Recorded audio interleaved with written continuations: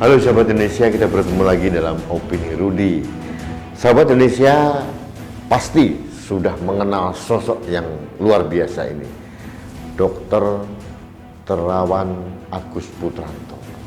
Beliau Letnan Jenderal TNI Purnawirawan, dokter yang sangat terkenal, ada program yang sangat kontroversial tapi terkenal. Beliau mempunyai mengembangkan teori DSA, Digital Subtraction Angiography. Ini sangat terkenal tapi juga kontroversial. Beliau juga sempat setahun menjadi Menteri Kesehatan di periode kedua pemerintahan Presiden Jokowi. Nah, pada saat kita sibuk dengan urusan vaksin, tiba-tiba mencuat ada yang namanya vaksin Nusantara yang diinisiasi oleh Dr. Terawan. Ini menimbulkan suatu kehebohan di publik waktu itu, karena tiba-tiba muncul tanpa ada persiapan apa, tanpa tahu apa-apa, ternyata kembanglah isu pengembangan vaksin Nusantara. Nah, ada yang menarik dalam perkembangannya vaksin Nusantara ini karena dianggap kurang memenuhi standar prosedur dari BPOM, sehingga BPOM tidak berani atau tidak menerbitkan untuk izin uji klinis tahap kedua. Tapi saya tidak tahu apakah karena kepercayaan publik terhadap sosok Dr. Terawan yang begitu tinggi, yang percaya khasiat atau manfaat dari vaksin Nusantara ini luar biasa banyak, berjibun dari kalangan bawah sampai kalangan atas. Bahkan kemarin beberapa orang mendaftarkan diri menjadi relawan untuk uji klinis tahap kedua dari vaksin Nusantara, termasuk sosok terkenal, Dahlan Iskan, sosok militer, beberapa orang, dan semuanya sangat percaya bahwa vaksin Nusantara ini lebih efektif dibandingkan vaksin-vaksin yang lain yang diimpor oleh pemerintah. Menjadi soal pada saat beberapa hari yang lalu seolah-olah vaksin Nusantara ini dimatikan karena tidak mendapat dukungan dari pemerintah. Dalam hal ini yang pernah saya sarankan harus ada pendampingan, bantuan dari Badan POM dan pemerintah, tapi ternyata ini tidak dilakukan sehingga dianggap vaksin Nusantara wassalam.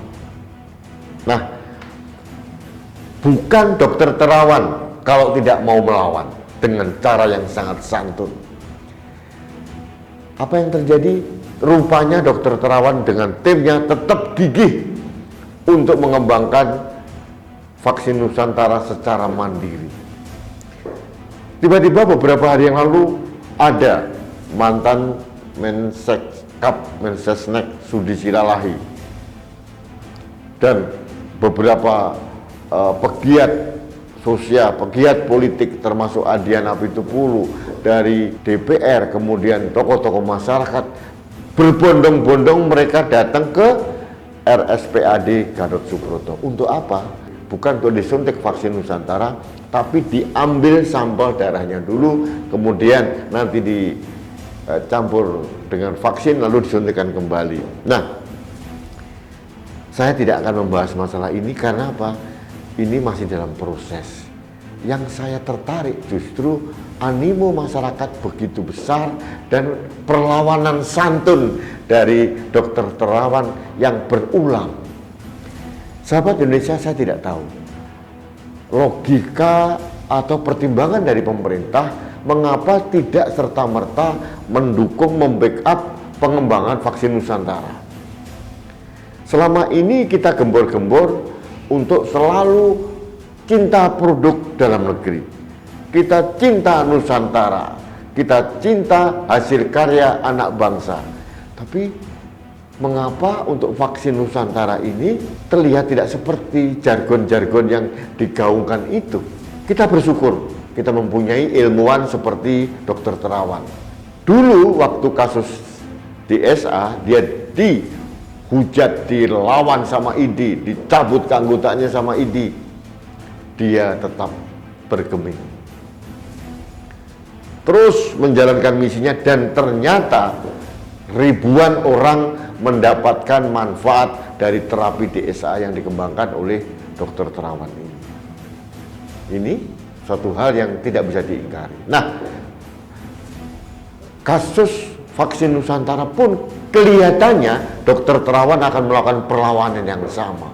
Dan yang akan terjadi adalah kemerdekaan atau otonomi pasien yang berbicara. Ini tidak bisa dilawan oleh negara, pemerintah, atau siapapun. Karena sebagai individu, seorang pasien mempunyai kemerdekaan untuk berobat di mana dan mendapatkan pengobatan dan obat seperti apa. Ini otonomi pasien. Dan ini sedang berjalan. Sahabat Indonesia, saya secara pribadi menyesalkan.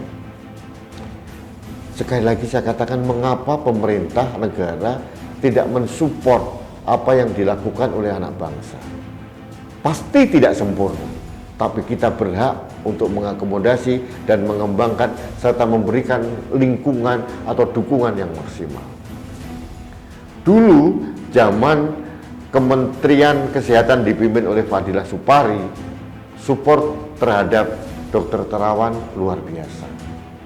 Bahkan katanya atas inisiasi dari Letjen TNI Purnawiran Sudi Silalahi, itu dibelikanlah alat untuk terapi DSA, dan itu ternyata yang mengeksekusi adalah mantan Menkes Siti Fadilah Supari.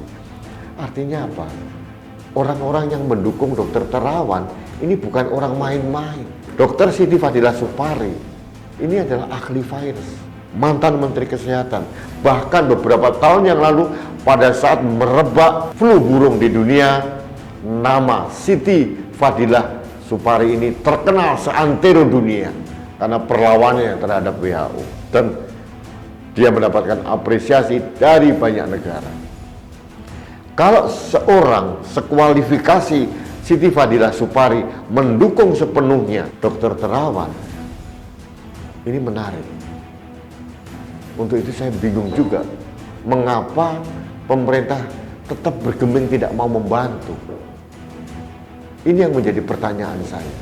Akhirnya yang terjadi, saya khawatir beberapa inovator-inovator anak bangsa melihat kondisi seperti ini, dia akan lari ke luar negeri, diambil oleh bangsa lain.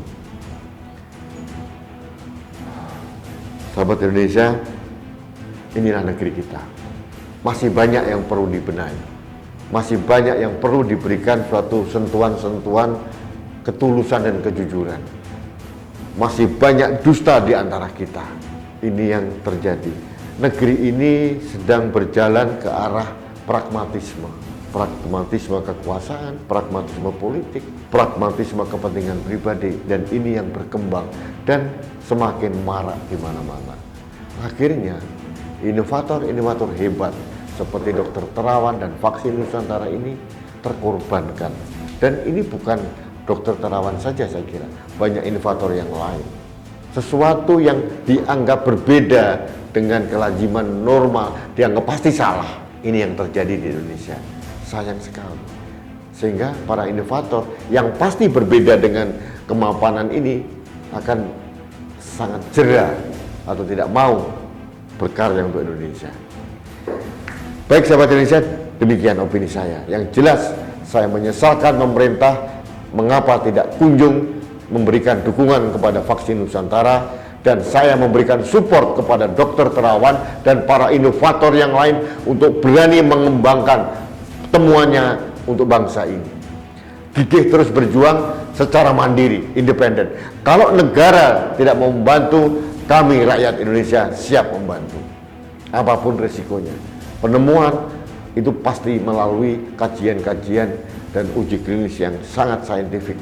Ini yang harus kita dudukkan dalam proporsi yang sebenarnya, bahwa vaksin Nusantara ini selayaknya didukung. Apapun hal yang perlu disempurnakan, Ini adalah tugas kita bersama untuk memberikan penyempurnaan, untuk membimbing dan membantu serta menyupport, bukan untuk memangkas begitu saja.